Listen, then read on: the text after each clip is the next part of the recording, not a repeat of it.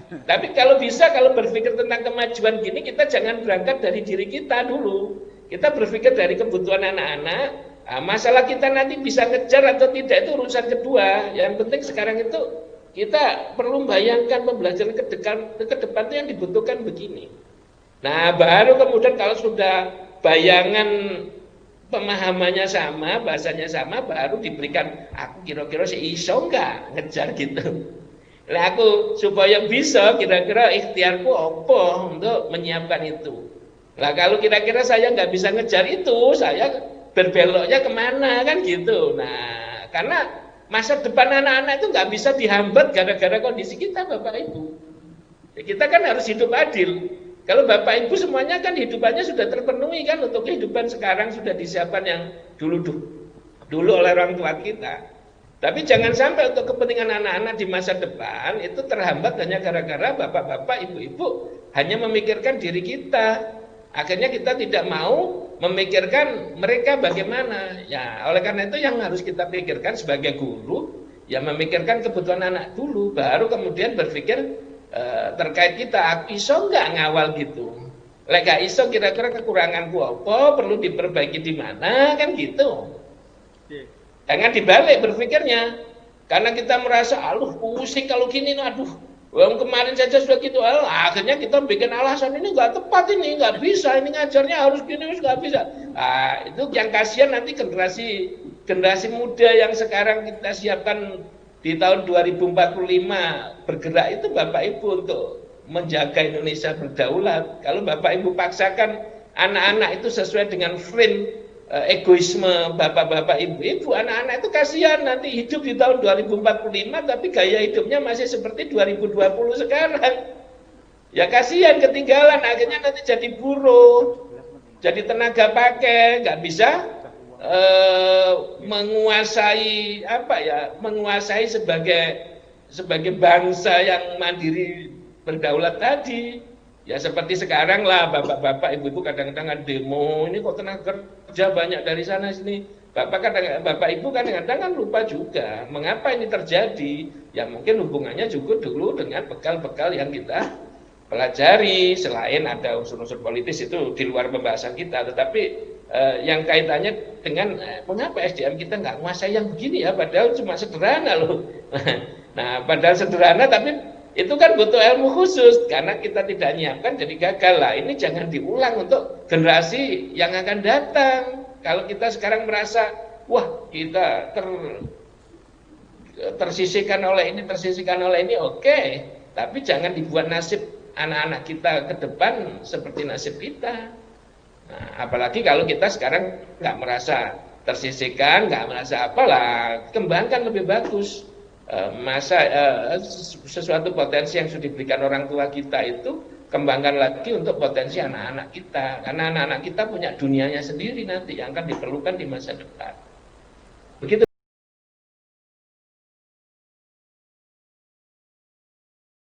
Supaya kita bisa mendiagnostik yang bagus, maka perlu dilakukan assessment. Jadi assessment itu dalam rangka menemukan penyakit. Tujuannya nanti kalau sudah asesmennya dilakukan, kita bisa melakukan ikhtiar perbaikan mutu. Karena itu nanti asesmen itu selalu hasilnya itu dua. Data diagnostik dan rekomendasi perbaikan. Anak-anak itu mau diperbaiki apa? Lah kemudian itu nanti dikembalikan ke madrasah, dilakukan tindak lanjut perbaikan mutu. Itu logikanya asesmen itu. Nanti dari perbaikan mutu ini harapannya kita betul-betul bisa mengantar anak-anak di tahun 2045 menjadi generasi emas yang mampu mewujudkan Indonesia menjadi negara bangsa yang berdaulat, maju, adil, dan itu harapannya asesmen. Nah, dari sini Bapak Ibu kan sudah tergambar. Asesmen itu makhluk apa? Sudah kelihatan kan? Nah, Ibu Bapak, kita ini ada beberapa istilah di dalam asesmen. Ada yang disebut dengan asesmen kelas. ada yang disebut dengan asesmen nasional. Asesmen nasional itu mengevaluasi sistem. Sistem pendidikan yang kita pakai itu sudah pas tidak. Kurangnya di mana, kelemahannya di mana, lebihnya di mana. Terkait dengan kemampuan anak-anak memahami sesuatu, membaca itu memahami sesuatu, dan yang kedua anak-anak memperhitungkan sesuatu. Jadi ini bukan pembicaraan matematika dan bahasa Indonesia, bukan. Jadi bagaimana anak-anak bisa memahami sesuatu yang sifatnya deskriptif, dan bagaimana anak-anak bisa memperhitungkan sesuatu. Dalam rangka apa tadi? Untuk mencari solusi problem solving tadi. Nah, kalau itu kaitannya dengan sistem pendidikan yang kita kembangkan, baik secara lokal, wilayah maupun nasional, itu diteliti dengan asesmen nasional. Kemudian yang kedua, ada asesmen itu yang sifatnya asesmen kelas. Kita dengan Kemendikbud itu mengambil posisi pembagian tugas. Kalau untuk asesmen yang sifatnya nasional itu dipegang Kemendikbud, Bapak Ibu. Asesmen yang sifatnya nasional dipegang Kemendikbud. Ini yang dipegang oleh Kemendikbud secara nasional ini nanti apa namanya AKM, apa nantinya namanya asesmen nasional, itu tidak semua siswa akan diteliti walaupun semua sekolah dan madrasah akan diperiksa. Jadi semua sekolah dan madrasah akan diperiksa, tapi di dalam sekolah madrasah itu tidak semua muridnya. Dia menggunakan pendekatan riset, pakai sampling. Jadi madrasah dan sekolahnya sensus, semuanya diperiksa, tapi muridnya sampling. Jelas Bapak Ibu ya? Karena yang mau ditemukan adalah penyakit-penyakit sistemik. Nah, kemudian kita yang ada di madrasah, Kementerian Agama itu kita menyadari Bapak Ibu, tahu diri. Bahwa masalah di madrasah itu lebih rumit daripada sekolah yang di Kemendikbud. Kenapa? Karena di madrasah itu 95% swasta. Yang kedua, dulu berangkatnya saja madrasah dengan sekolah itu beda. Sekolah itu mulai tahun 45 itu sudah ada. Madrasah itu baru tahun 75 dengan SKB 3 menteri itu kan. Jalannya saja sudah beda 30 tahun. Nah, oleh karena itu, treatment, diagnostik, pemeriksaan untuk anak-anak di madrasah, nggak cukup kita cuma menyerahkan pemeriksaan yang sudah ditangani oleh Kemendikbud.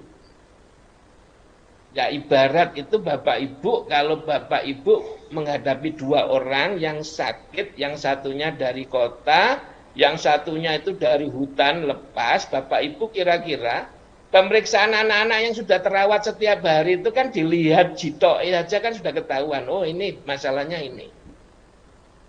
Tapi anak-anak yang tadi belum dikenal, yang baru dikeluarkan dari hutan segala macam itu supaya nanti kualitasnya sama dengan anak-anak yang di tengah kota tadi, berarti kita harus lebih fokus lagi. Selain, jadi nanti di madrasah itu Bapak Ibu, selain ada asesmen kompetensi yang sifatnya nasional yang dilakukan oleh Kemendikbud, madrasah akan, Kemenak akan menyelenggarakan asesmen yang bersifat kelas di dalam.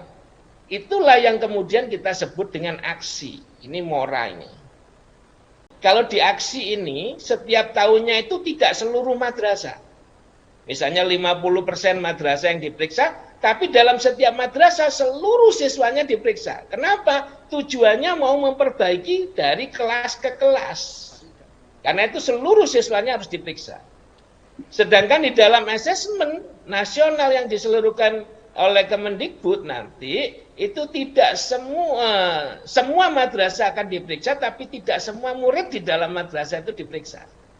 Nah, pertanyaannya, kalau rangkap gini apa lantaran anak-anak ujiannya 2 kali? Iya, tapi 2 kalinya itu jangan dibayangkan seperti ujian nasional. Karena AKM dengan ujian nasional itu beda prinsipnya. Nah, oleh karena itu nanti pada saat asesmen kompetensi ini terjadi di sekolah madrasah, sekolah dan madrasah masih mempunyai kekuasaan yang penuh untuk menentukan anak lulus atau naik kelas. Tidak kita campuri. Dan guru saat mengelola itu nanti biar berdasarkan visi dan misi setiap madrasah. Setiap madrasah itu akan beda-beda visinya. Nah, guru di setiap madrasah wajib mendukung visinya madrasah itu. Karena ada potensi satu madrasah dengan madrasah lain, visinya beda, keunggulannya beda, potensinya beda, maka nanti kalau menyelenggarakan ujian yang untuk keperluan kenaikan kelas, kelulusan, sudahlah. Tidak usah pakai ujian-ujian bersama lagi. Biarkan masing-masing madrasah bisa menampung idealisme sesuai dengan sasaran dan kebutuhan masing-masing. Menentukan. Nanti gurunya yang kita latih segala macam. Nah, sedangkan asesmen yang dilakukan oleh negara dalam kaitan membantu untuk melakukan perbaikan. Oleh karena itu nanti asesmen kompetensi nasional maupun aksi, AKM maupun aksi itu nanti diselenggarakan di madrasah, itu nanti mesti akan memberikan, terutama yang aksi yang dikelola madrasah ya. Kalau yang dikelola di Debuk mungkin hasil diagnostiknya saja. Kalau yang sekarang dipersiapkan aksi ini yang kami siapkan sudah setengah tahun ini, Bu Bapak, itu fokusnya tidak hanya memberikan data diagnostik. Nanti kami berusaha untuk memberikan data rekomendasi juga. Jadi si fulan itu lebihnya ini kurangnya begini, maka rekomendasi perbaikannya yang harus dirawat ininya, caranya dengan seperti ini, aspek ini yang harus menjadi tekanan. Lah itu nanti akan ada rekomendasi begitu.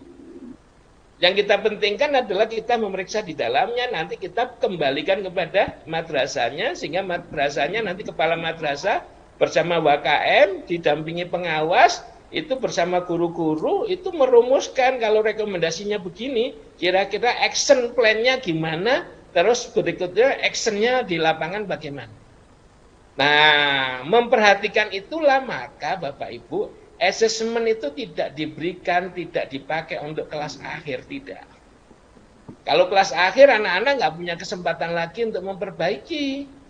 Guru-gurunya nggak ada kesempatan lagi memperbaiki. Karena itu, kalau asesmen ini itu dilakukan bukan di kelas akhir, justru kalau yang nasional yang akan diselenggarakan Kemdikbud itu pada anak kelas 5 masih ada 1 tahun untuk memperbaiki, kelas 8 kemudian kelas 11. Sama halnya dengan yang dilakukan oleh Morah atau Kementerian Agama, itu nanti juga begitu. Cuma di Kementerian Agama ini nanti percobaan pertama tahun 2021 itu MI saja dulu. Nanti 2002 itu baru untuk MTS dan MA. Jadi kita fokus sekarang itu setengah tahun ini mempersiapkan formula untuk melakukan asesmen yang di MI-nya, yaitu anak kelas 5. Anak kelas 5 itu sebenarnya yang diukur adalah kompetensi kelas 4, sehingga sasarannya itu bisa kelas 4 tapi di tingkat kelas 4 akhir, semester akhir, atau kelas 5 tapi kelas 5-nya itu semester awal. Sehingga masih ada kesempatan hasilnya diberikan kepada kepala madrasah, guru dan pengawas serta orang tuanya untuk memperbaiki, sehingga sampai lulus kelas 6 itu diharapkan sudah ada peningkatan kompetensi. Kalau sudah begitu diserahkan kepada guru, kepala madrasah untuk menentukan, menguji anak ini lulus atau tidak. Itu sudah urusannya kepala madrasah sama guru masing-masing. Begitu juga yang ada di asesmen nasional. Jelas Bapak Ibu ya gambarannya ya. Lah karena itulah Bapak Ibu, nanti dalam pembelajaran apapun madrasah jangan lupa bangkitkan kembali tradisi membaca Bapak Ibu. Kuncinya pertama itu Iqra. Bangkitkan tradisi membaca. Nah, di dalam KMA 184 itu kan ada pola madrasah bisa melakukan rekayasa struktur kurikulum, tapi struktur kurikulumnya jangan direkayasa gurunya masing-masing. Maksudnya rekayasanya itu bersama-sama dalam satu sistem madrasah saat menyusun KTSP tadi. Jadi guru-guru yang kreatif itu ya ikut membahas KTSP dari awal. Jangan dikatakan kreatif karena kemudian wah males saya nyusun begitu. Nanti aja itu bukan kreatif, itu saya naik dewe. Kalau yang kreatif itu ya sama-sama bahas bareng, punya usulan, kemudian dicantumkan dalam KTSP. Jangan sampai pada saat pembahasan raker begitu nggak ikut, tiba-tiba prakteknya waktu ngajar buat maksudnya sendiri-sendiri ditegur kepalanya, kemudian menyampaikan, oh itu kan kreatif saya. Bukan begitu yang dimaksud kreatif. Kreativitas yang terlembaga. Nah, oleh karena itu inovasi dan kreasi itu harus lahir dalam satu organisasi madrasah, karena itu harus diawali dari penyusunan KTSP. Kreativitasnya itu kelihatan sana, dan nanti akreditasi itu yang diukur begitu. KTSP itu kalau nanti akreditasi, kalau dulu itu cuma dilihat KTSP-nya sudah benar enggak, ditandatangani ini enggak, kemudian kalau sekarang tidak. Akreditasi yang akan datang itu dilihat KTSP-nya itu ada muatan inovasi kreasinya tidak. Muatan inovasi kreasinya dari siapa? Ya dari guru-guru yang bersama-sama yang dipimpin oleh kepala madrasah dalam rapat kerja, karena itu rapat kerja itu perlu wajib. Nah, merumuskan inovasi-inovasi yang mau dicetuskan pada setiap mata pelajaran, itu maksudnya kreasi. Jadi sekali lagi saya sampaikan, kreasi inovasi ini jangan sampai diterjemahkan oleh guru-guru salah, yaitu saya aku dewe ngajar. Jadi memang di dalam merespon ini sebenarnya PR yang paling penting untuk kita jalankan di semua lini, terutama di madrasah, guru-gurunya adalah mindset, pola pikir, bahwa mengajar sekarang itu tidak hanya kegunaan atau fungsinya memberitahu tentang sesuatu, tetapi pembelajaran sekarang itu mengajak anak-anak berpikir bersama-sama tentang sesuatu yang dipelajari itu. Kalau terkait dengan AKM-nya, aksinya Bapak Ibu nggak usah takut-takut. Maksudnya apa? Itu Bapak Ibu siapkan atau tidak mesti digilas oleh kita. Jadi AKM dan aksi ini kita nggak peduli guru-guru mau menyiapkan atau tidak, kita nggak ada kepentingan. Justru kita akan menabrak terus apa yang ada di lapangan nanti dengan hasil diagnostik maupun rekomendasinya. Misalnya contoh, kok Bu Eni misalnya, Bu Eni Masliha, ngajarnya tetap saja nggak berubah, itu nanti beliau kan mesti akan dapat rekomendasi dari kita. Bu, murid-muridnya Bu Erni misalnya, muridnya Bu Eni misalnya muridnya 30, itu nanti akan dapat resep. Bu Eni muridnya yang nomor 1 ini kelebihannya ini, kekurangannya ini. Nanti setelah semuanya dikasih catatan diagnostik begitu, Bu Eni dikasih rekomendasi. Yang nomor 1 itu sebaiknya diginikan loh Bu Eni, yang nomor 2 itu begini. Jadi otomatis nanti kalau Bu Eni itu awalnya misalnya setelah jelaskan gini, misalnya Bu Eni ya, ini cuma misalnya, Bu Eni bilang sudah saya nggak betah, ini pusing ini ya apa sih ini misalnya itu. Nanti Bu Eni akan tertabrak oleh mekanisme kita Pak Jebeti. Kalau tidak mau Bu Eni kan dalam 1 tahun itu akan dapat peringatan. Ini anak-anaknya begini, ayo coba mumpung masih ada 1 tahun lagi mau lulusan, silakan. Yang nomor 1 itu perlu tingkatkan ininya. Nomor 2 itu ditingkatkan ininya. Lah, mau tidak mau kan Bu Eni nanti akan berubah ke situ, Pak. Akan berubah kan? Nah, kalau terkait dengan AKM aksinya saya pikir cuma begitu, tetapi yang lebih penting tadi yang dikatakan Mbak Jubaidi, perlu ada pola pikir, mindset yang benar tentang mengajar di zaman sekarang untuk kebutuhan tadi, kebutuhan abad 21. Yang anak-anak ini tidak hanya butuh tentang tahu sesuatu, memahami sesuatu dan bisa melakukan sesuatu, tidak. Tetapi dia bisa menggunakan sesuatu itu untuk kemampuan berpikir, kemampuan berbuat di masa yang akan datang. Dan sekarang dengan kreativitas yang ada sesuai dengan kebutuhan sekitarnya. Jadi berpikirnya kritis gitu Pak, maju ke depan, pokoknya loncat 1, 2, 3 ke depan. Nah inilah yang membutuhkan perubahan pola pikir guru yang jelas, pola pikir guru memang harus perlu berubah. Yang kedua, memang nanti perlu ada pembekalan, Pak. Terkait dengan itu, insya Allah di tahun 2020 akhir ini sudah mulai, Pak, ada program PKB-nya di Direktorat PKB itu yang nanti sudah sejalan dengan apa yang akan kita lakukan. Insya Allah hari tanggal 9 itu saya pertemuan antara direktorat saya dengan direktorat GTK itu untuk mensinkronkan program kebutuhan berpikir analitis tadi untuk keperluan bagaimana GTK untuk menindaklanjuti pembinaan guru PKB yang akan bergulir sebentar lagi, Bapak Ibu. Di Direktorat GTK itu sekarang sedang disiapkan juga untuk asesmen gurunya, Pak. Tapi sekali lagi, asesmen guru ini jangan dipandang seperti asesmen yang kemarin-kemarin untuk kenaikan pangkat dan sebagainya loh, Bapak Ibu. Asesmennya itu untuk mengukur kompetensi kita di dalam mengawal pembekalan kompetensi anak-anak tadi. Jadi nanti kita juga akan diukur literasi membaca kita, literasi numerasi kita, literasi sains kita, literasi sosial budaya untuk guru mata pelajaran apapun. Kita berharap nanti guru itu kalau kayak begini modelnya pembelajaran masa depan yang kita harapkan, gurunya itu setelah keluar dari kelas itu gurunya keringetan, muridnya keringetan, Pak. Kita tuh berharapnya nanti dari kelas itu hasil keluar tapi keringatnya bukan keringat capek, segar. Anak bisa senyum-senyum, bisa apa? Ya, bisa minimal bisa menertawakan dirinya sendiri dan dia bisa bertertawa optimis untuk melihat kehidupan ke depan itu bisa, karena selama di kelas tadi itu bukan hanya belajar tapi mendewasakan dirinya dan menyiapkan untuk masa depannya gitu. Kita berharap di setiap kelas itu nanti terjadi suasana begitu.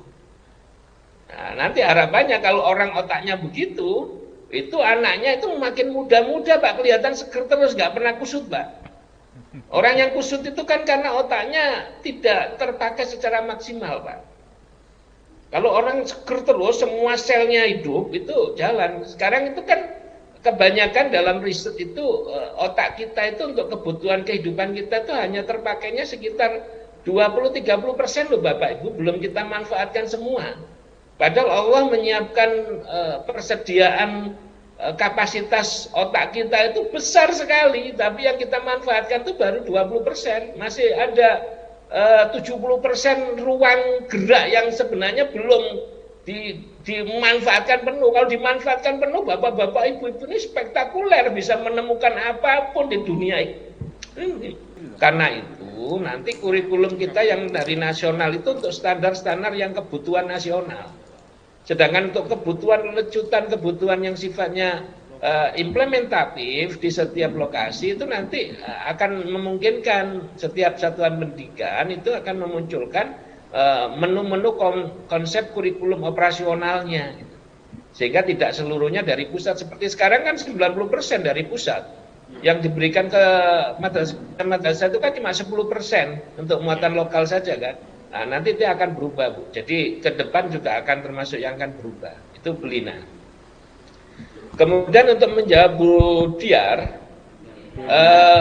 nanti dengan efek dari AKM dan aksi ini kita berharap memang setiap guru itu akan terpengaruh, Bapak Ibu, di dalam menyusun soal untuk kepentingan pembelajarannya, baik di ulangan harian maupun ulangan untuk kenaikan kelas, ulangan semester, ulangan akhir tahun, itu mau tidak mau akan terpengaruh.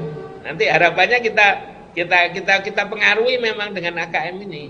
Sehingga soal-soalnya itu lebih banyak melibatkan HOTS, melibatkan berpikir tingkat tinggi, higher order thinking and skill, mulai dari kelas rendah sampai kelas tinggi itu sudah HOTS. Anak-anak yang kelas rendah itu kan bukan berarti tidak perlu HOTS, Bu. Berpikir HOTS itu kan bukan berpikir susah, tidak. Tapi berpikir yang melibatkan kreativitas muncul segala macam. Anak-anak kecil itu sudah bisa kreatif itu sebenarnya. Nah, kita jangan menyamakan bahwa anak kecil pikiran soal-soalnya low saja, enggak. HOTS juga enggak apa-apa. Tapi yang bahasa jadi HOTS itu kan tidak selalu susah.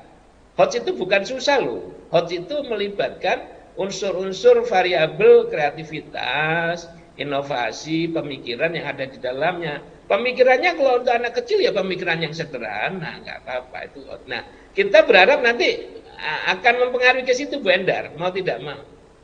Nah, sehingga guru-guru setiap membuat soalnya itu nggak seperti sekarang, membuat soalnya tidak seperti yang saya tayangkan tadi. Kalau buat soal jangan begini-begini saja. Nah, jangan seperti ini lah buat soal, nanti akan terpengaruh. Kalau buat soalnya seperti ini kan nggak membuat anak-anak berpikir. Ya sekedar jawab, ngitung gitu aja kan, nggak perlu otaknya nggak perlu berputar kompleks lagi gitu. Nah, yang paling penting sebenarnya sekarang kalau sudah lihat gitu, karena anak-anak nggak sempat di assessment, tolong pembelajaran untuk mereka jangan diajak berpikir cuma drilling soal, latihan soal, itu kan nggak mengasah otaknya anak-anak sama sekali. Ajaklah berpikir yang kritis segala macam. Nah, toh nanti yang membuat ujian akhir kelulusan kan Bapak Ibu sendiri. Karena itu bikin soalnya sekarang ajaklah anak-anak berpikir yang bagus, ya nanti soalnya sesuaikan.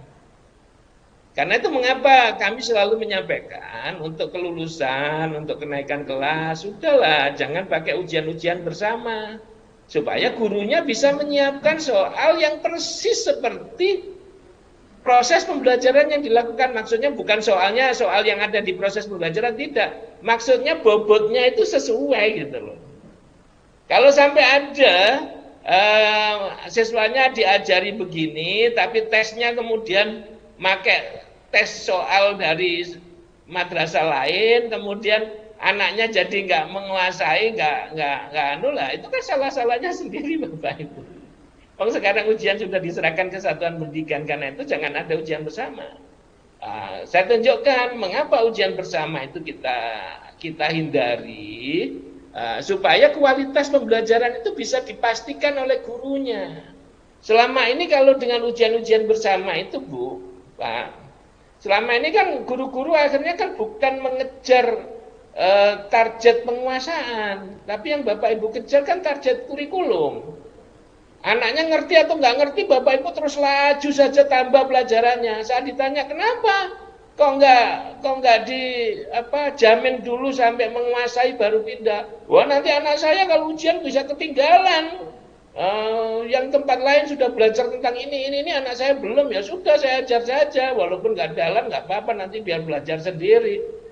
Nanti supaya nggak ketinggalan. Itulah yang membuat mengapa kondisi pembelajaran saat ini jadi kacau Bapak Ibu. Bapak Ibu itu kalah dengan bimbingan belajar loh. Bapak Ibu karena ngajarnya kan tadi dikejar-kejar target materi, pokoknya dalam atau nggak dalam nggak peduli. Akhirnya yang ngerawat untuk bisa mendalami sesuatu tadi itu bimbingan belajar. Cuma konyolnya bimbingan belajar kan hanya untuk memperdalam untuk kepentingan ujian saja. Padahal anak sekolah atau belajar atau berpendidikan di madrasah kan tujuannya tidak hanya lulus dengan bisa ujian, tapi ilmunya itu bisa berguna nanti untuk hidupnya kan gitu. Nah, daripada begitu, secara teori itu kan sudah jelas. Pembelajaran itu selalu berpedoman, ada prinsipnya dulu, namanya mastery learning. Jadi kalau kita ngajar itu, tuntaskan dulu. Kita saja ada batas ketuntasannya. Karena kita pakai sistem paket, maka dibuatlah KKM batas ketuntasan.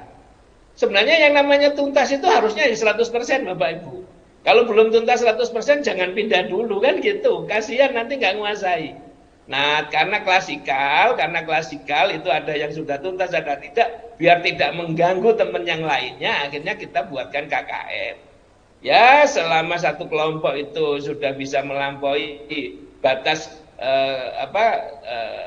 KKM, kriteria sekian, ya sudah dianggap tuntas, bisa lewat masuk berikutnya kan gitu. Namanya dianggap itu kan berarti nggak sesungguhnya. Nah, sekarang dengan model pembelajaran pengujian yang nanti akan diserahkan kepada gurunya, dan kemarin sudah terbukti juga, lulusan kemarin juga diberikan gurunya. Resep kita tinggal meningkatkan kualitas guru. Yang kedua, gurunya memahami ini. Dengan begitu, kalau memberikan pembelajaran, tekankan kepada penguasaannya, jangan buru-buru pindah. Loh, kalau saya ketinggalan dengan madrasah lain, nggak apa-apa. Loh, bagaimana ujian akhirnya Pak? Ya Bapak Ibu susun sendiri kan. Bapak Ibu kalau ngajarnya sampai 5, Bapak Ibu keluarkan soal sampai 8, itu yang keterlaluan siapa? Biar anak belajar nambah sendiri, berarti kan Bapak Ibu menyamakan anak belajar sendiri bobotnya sama dengan Bapak Ibu ajarkan, berarti kan Bapak Ibu nggak ngajar juga nggak apa-apa, anak belajar dari nomor 1 sampai nomor 10, iya kan? Nah, itulah kita akan kembalikan kepada prinsip-prinsip pembelajaran yang benar, supaya nanti walaupun ini awalnya jadi aksi atau AKM saja, tapi memang dampaknya kita berharap akan mempengaruhi semua mindset, termasuk penjamin kelas. Jadi anak yang kelas 12 nggak ada masalah, Bapak Ibu berikan aja pembelajaran yang baik untuk legacy, untuk peninggalan Bapak Ibu kepada anak-anak lah. Berikan legasi yang baik untuk masa depan mereka. Nanti buatkan pengukuran yang sesuai, biar Bapak Ibu betul-betul bisa punya amal jariah. Amal jariah itu kan bukan hanya sesuatu kita berikan pada anak, tapi sesuatu yang Bapak Ibu berikan itu ternyata manfaatnya jangka panjang untuk anak-anak. Karena jangka panjang dipakai oleh anak-anak terus dalam berkeluarga, dalam bekerja, ilmu yang Bapak Ibu berikan dipakai terus karena ternyata bermanfaat, karena berupa perputaran otak kan. Nah, karena itu amal jariahnya ngalir terus. Itu termasuk di dalam revolusi pembelajaran. Ini revolusi pembelajaran ini agenda Kementerian Agama sejak tahun 2018 Bapak Ibu. Pak Samsul nyontetip ini digembor-gemborkan. Jadi di Kementerian Agama itu sejak tahun 2018 itu kita sudah memproklamasikan namanya revolusi pembelajaran. Oke Pak, siap. Sebelum di Kemendikbud itu ada yang namanya Merdeka Belajar. Merdeka Belajar itu kan setelah Nadiem Makarim jadi menteri. Tahun berapa itu? Oktober tahun 2019. Ini Bapak Ibu, Februari 2018 itu sudah ada SK-nya, revolusi pembelajaran.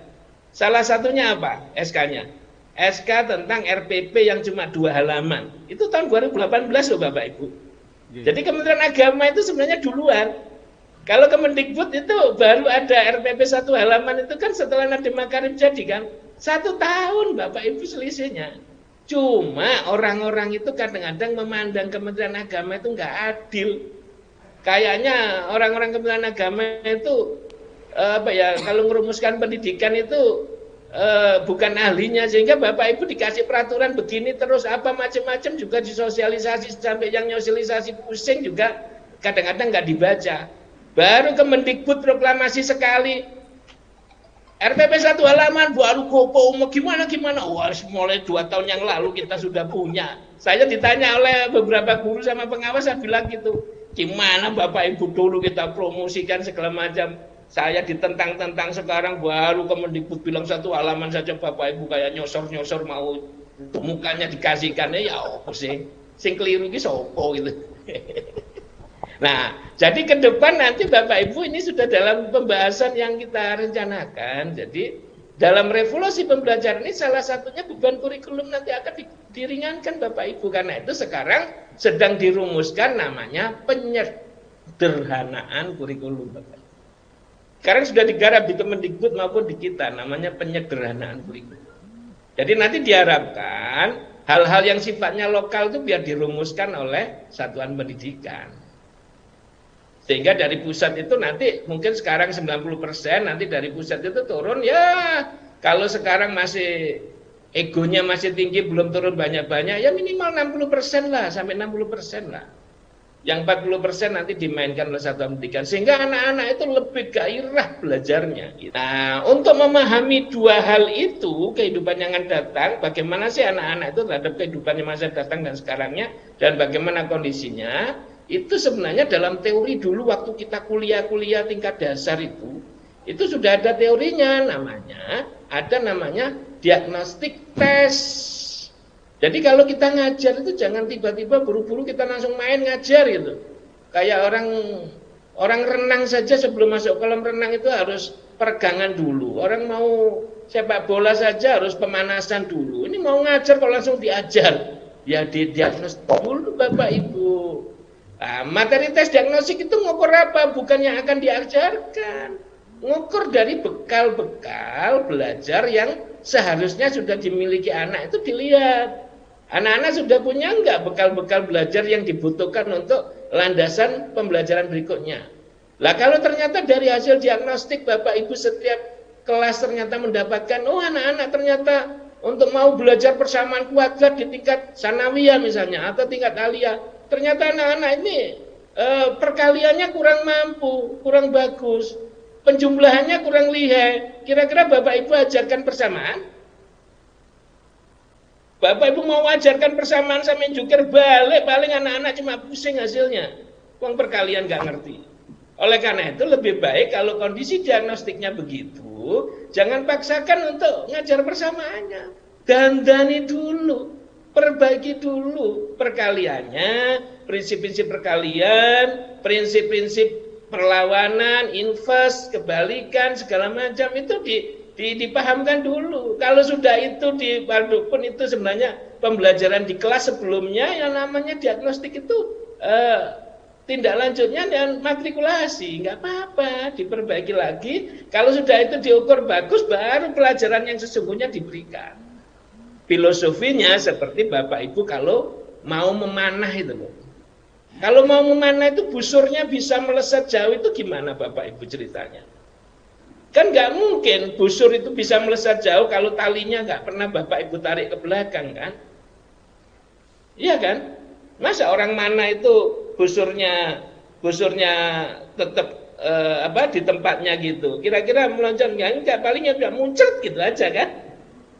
Tapi kalau Bapak Ibu tarik busurnya, wah ke belakang, itu panahnya itu busurnya bisa melesatnya jauh. Pembelajaran itu juga begitu, diagnostik dulu. Setelah didiagnostik, ketahuan kan kekurangan sebelumnya, nggak usah masuk materi yang seharusnya dulu, materi sebelumnya ditandani dulu. Setelah itu jadi Bapak Ibu bekali apapun yang tadinya harusnya 2 bulan pembekalan bisa jadi cuma setengah bulan anak-anak paham karena dasar-dasarnya sudah bisa. Selama ini kan pengajaran di kelas itu bulat, hasilnya nggak ada karena kita nggak pernah diagnostik gitu. Artinya apa? Pembelajaran itu nggak boleh Bapak Ibu digeret seperti Bapak Ibu sekarang ngajar di kelas. Ini mumpung ada contoh bagus nih, mau saya pakai contoh. Di dalam satu forum begini saja sesuatu yang sudah dijelaskan itu sampai kadang-kadang 2-3 kali dijelaskan masih ada yang tanya sama. Artinya di kelas juga kemungkinan kayak gitu kan terjadi Bapak Ibu. Nah yang namanya guru begini ini nggak boleh marah. Namanya guru begini ini nggak boleh nggak telatenan. Siap Pak. Karena ini kewajiban guru itu begini harus telaten, semua itu bisa dibawa. Nah oleh karena itu saya berharap tadi kepada guru-guru itu jangan seperti tadi yang saya sudah jelaskan, ngejar target kalau ngajar. Jadi misalnya KD-nya ada 10, harus 10 habis, muridnya ngerti nggak peduli, yang penting 10 entek itu. Selama ini kan Bapak Ibu begitu, muridnya mutah Pak. Muridnya muntah-muntah kata Pak Amin.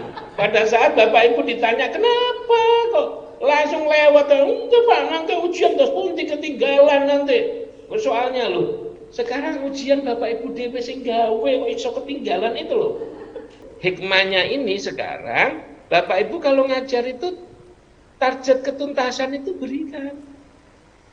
Jadi target ketuntasan itu sebenarnya KKM segala macam itu kan hanya untuk menolong Bapak Ibu supaya bisa membuat rapot. Sebenarnya target ketuntasan yang benar itu sampai Bapak Ibu yakin dalam lubuk hati paling dalam, oh murid itu wis ngerti beneran, wis iso lah, diculna wis iso, itu baru yang dikatakan tuntas. Sebenarnya kan gitu Bapak Ibu. Baru gitu tuh pindah ke yang lainnya. Nah kalau sekarang ujian sudah diserahkan kepada Bu Lu'ul sendiri, dari 10 itu ternyata Bu Lu'ul berhasilnya 8. Kira-kira Bu Lu'ul nanti membuat ujiannya untuk anak-anak itu kira-kira 8 atau tetap 10 Bu? 8. Ya 8 nah itu. Lah apa dipaksa 10 yang turun diajar kok diuji? Simpel saja. Coba Bapak Ibu amati dari perkembangan sejak dulu sampai sekarang ini, minimal sejak Bapak Ibu jadi guru sampai sekarang. Ada enggak kebijakan-kebijakan yang sifatnya sistemik begini kemudian membuat jadi guru dipecat atau jadi guru dikurangi gajinya? Coba Bapak Ibu jawab, ada nggak? Pernah nggak? Nggak ada kan? Boten wonten. termasuk ini nanti insya Allah juga begitu. Gak pernah pemerintah itu akan menyengsarakan rakyatnya. Walaupun pemerintahnya sampai mumet mikir, ya sudah resikonya pemerintah kan mikir, ya kita mumet ya apa-apa. Tapi insya Allah kesejahteraan guru, bagaimana itu mesti nanti akan dibuatkan solusinya. Apa solusinya nanti begini, solusinya begini. Karena belum waktunya, lebih baik tidak saya jawab dulu. Kalau saya jawab sekarang nanti jadi kemungkinan lebih baik saya jawab prinsipnya saja. Pemerintah itu tidak pernah di dalam merumuskan kebijakan itu merugikan pegawai, merugikan apapun. Insya Allah sekarang guru-guru ada impasing, ada ini, ada itu. Bapak Ibu dirugikan enggak? Ada simpatika itu kan juga nertibkan, tapi enggak. Buktinya apa? Itu di halaman-halaman madrasah itu sekarang makin banyak yang tadinya ontel, etek, sekarang sudah Avanza, Innova, Ayla, jadi kebun binatang, mulai dari panter, Ayla, Kijang, ada semua. Pemerintah nggak pernah mengabaikan, karena kita itu kalau merumuskan kebijakan itu ada yang namanya ilmu analisis, policy analysis. Jadi ada analisis kebijakan, Mbak. Itu jadi di riset dulu kemungkinannya terjadi forecasting sampai dibandingkan alternatif alternatif making keputusan 1, keputusan 2, keputusan 3, diambil yang paling baik nanti. Mungkin itu Ibu Bapak yang bisa saya sampaikan. Moga-moga kita mendapatkan pencerahan untuk melayani kebutuhan anak bangsa kita. Moga-moga bisa terbaik yang bisa kita berikan. Mungkin demikian Pak Moderator, Pak Kepala, Pak Kasih yang bisa saya sampaikan. Silakan kita boleh diskusi. Terima kasih. Wallahul muwaffiq ila aqwamit thoriq. Assalamualaikum warahmatullahi wabarakatuh. Waalaikumsalam warahmatullahi wabarakatuh. Aplaus buat Pak Ahmad semuanya.